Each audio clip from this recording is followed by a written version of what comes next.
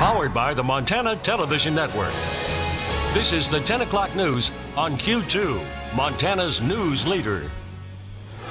Good evening and thanks for joining us. I'm Russ Riesinger. Janelle is on assignment tonight. President Trump trying to assure Americans that his administration is acting fast to contain the coronavirus.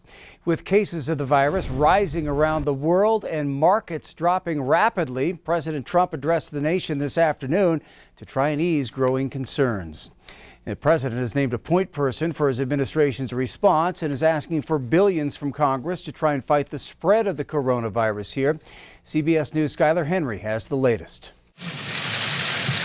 President Trump had all hands on deck, gathering his top officials to lay out a plan to combat the spread of the coronavirus. I'm going to be putting our Vice President, Mike Pence, in charge.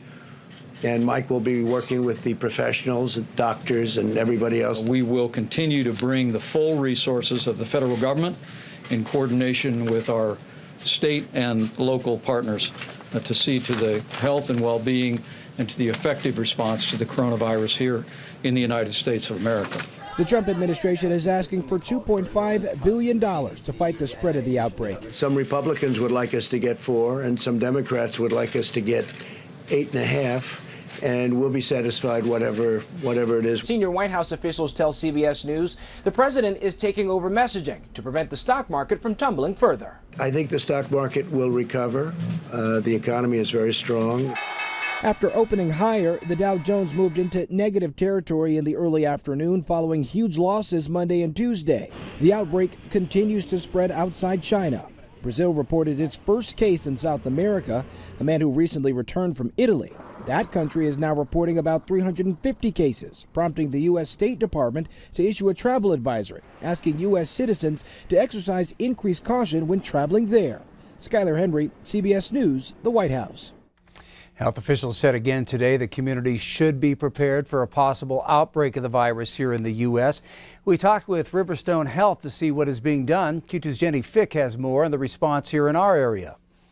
Local health providers gathered Friday to institute something called the Unified Health Command. Response is being directed by Riverstone Health, Billings Clinic, St. Vincent Healthcare, and Yellowstone County Disaster and Emergency Services. We have a structure that's in place to do that. The combined response for all of these groups is centered around preparation. CDC's sort of prediction of if it's not a matter of if, but when coronavirus Wuhan arrives in our country, systems in place for if a person comes into Yellowstone County from China who needs to be monitored. We have systems in place should someone become symptomatic while being monitored.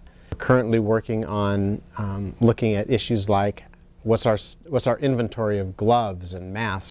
Many of those materials come out of China, causing concerns for supply. What is our community supply of those materials, not just what each one of us has? Currently, there are no cases in Montana. The earlier scare in Gallatin County was proven negative by the CDC. The symptoms of other seasonal illnesses are similar to the coronavirus, meaning that although those in quarantine may become symptomatic, it does not mean that those symptoms are coronavirus. More than 96% of all the Americans who have been monitored, who developed symptoms and were tested, over 96% do not have the Wuhan coronavirus. Belton also says it is important to pick reliable sources to reduce misinformation. We, as a community, work through our preparedness work. We are in constant contact with the CDC and the Montana Department of Public Health and Human Services. He says don't panic, but be vigilant. Bottom line, it is never a bad idea to be prepared. Our bigger concern right now, quite frankly, is influenza. There are many more cases of influenza. There have been a number of people, thousands of people who have died in the United States this year from influenza. Much more present and prevalent right now.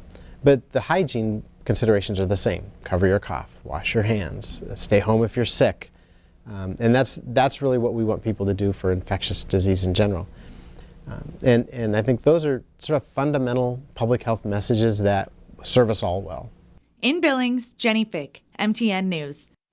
Thank you, Jenny. And officials say there are now 15 confirmed cases of coronavirus in the United States.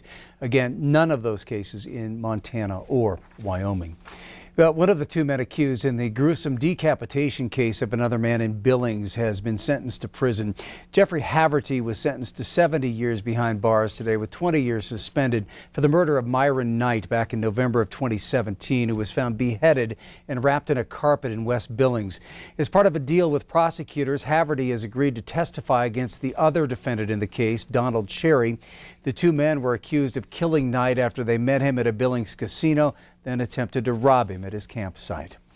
In Milwaukee, a gunman opened fire at the Molson Coors brewery there, killing 5 people before turning the gun on himself. About 1,000 people work on the sprawling campus of that brewery, and all 5 people shot by the gunman were employees. The suspect, a 51-year-old Milwaukee man, was found dead from an apparent self-inflicted gunshot wound.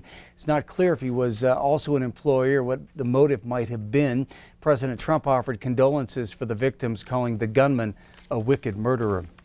Well, Montana seems to be making some progress in suicide prevention. For the first time, our state is not in the top 3 in the nation.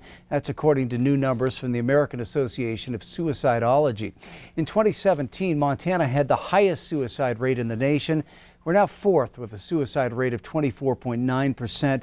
New Mexico was first in the U.S. with 25.6%. Wyoming was second at 25.4%. And while Montana saw some improvement, that report states that the U.S. had its highest suicide rate since way back in 1938 at nearly 15%. NAMI Montana Director Matt Kuntz credits organizations rallying together for suicide prevention as one of the main reasons for the improvement, but says there's still a lot of work to do. But it is just a first step. You know, we're still losing too many people every day, and we just need to keep fighting. And if you or someone you know is having suicidal thoughts, you're encouraged to call the suicide prevention line. That number is 1-800-273-8255. Yellowstone County commissioners decided earlier this week to demolish the Metro Park grandstands. And with that comes an opportunity to build and add to the Metro Park grounds. Q2's David J. has more from a meeting this afternoon. David? Well, Russ, commissioners see a chance to make some changes on the land between the grandstand and the Yellowstone River. Charlie Smith led a discussion today about a potential master plan without the grandstand. Smith had helped with the idea for the Montana Pavilion and the Expo Center years ago. His ideas today include expanding the Expo Center, replacing the grandstand, and also having an equestrian complex. Commissioners invited Smith to help with design possibilities. With all of this being a blank canvas, we can say, okay, I know this is the way it was done, but we can move roads, we can move fence entrances. There's iconic and there's history in all of this, but the potential for some amazing things in Billings, it's pretty exciting. If you take the grandstands out of it, you almost open up really almost 100 acres of flat land that are whatever you want it to be. And Dennis Pittman says commissioners will decide whether or not to go ahead with the master plan and what that will involve. And they will also soon be starting requests for proposals for the grandstand demolition. Russ? All right. Thank you, David. Well, the Interior Department decides it is ready to start processing coal leases on federal land again. That announcement was made today after an environmental assessment concluded there is no significant environmental impact from coal. The move overturns the Obama administration's moratorium on coal leasing as part of its climate change strategy. The move drew mixed reactions. Senator Steve Daines said this is great news for the future development of coal in Montana. Opponents, including the Center for Western Priorities, say that the environmental review was flawed and that public land should be used for climate change solutions, not more mining.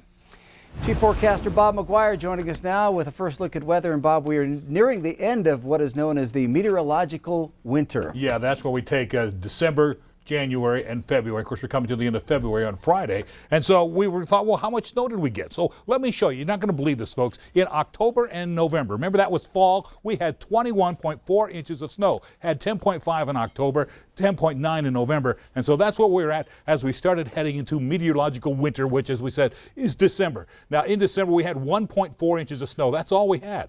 Then in January, we had 4.0 inches of snow. So far this month in February, we've had 10, so that takes us to 15.4 inches of snow, which, as you see, is significantly less than what we had in fall. Add them both together, and here's where we are for our season, 36.8 inches of snow. Normally, we get about 60 or 59 in one season. So we're a little bit behind.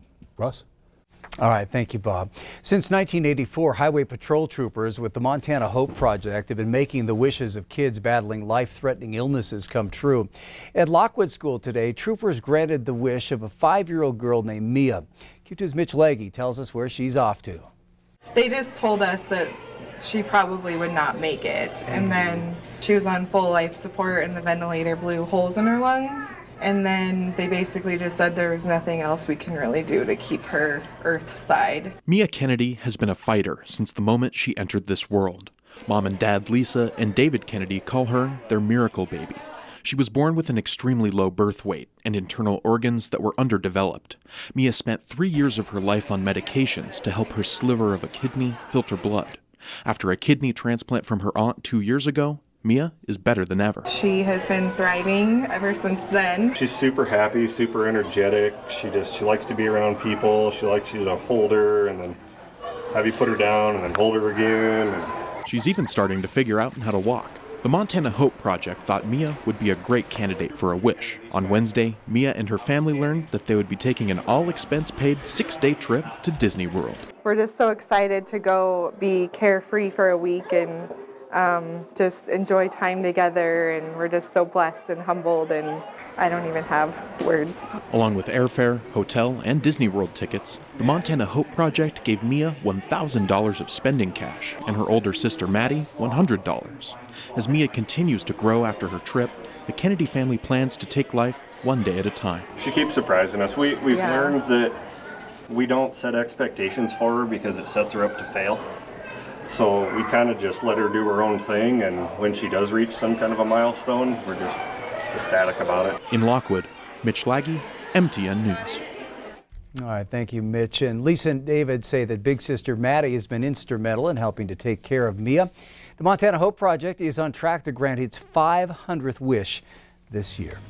Still to come on the 10 o'clock news, it is National FFA Week. We're going to go inside the classroom and see what agriculture means to these grade schoolers. And in sports, this wild state tournament play happened almost 2 years ago to the day. Scott is going to show us how it impacts the Dynamite men's season at Dawson Community College this year. You're watching MTN News with Janelle Slade and Russ Riesinger. Storm Tracker weather with Bob McGuire. And sports with Scott Breen. This is the 10 o'clock news on Q2, Montana's news leader.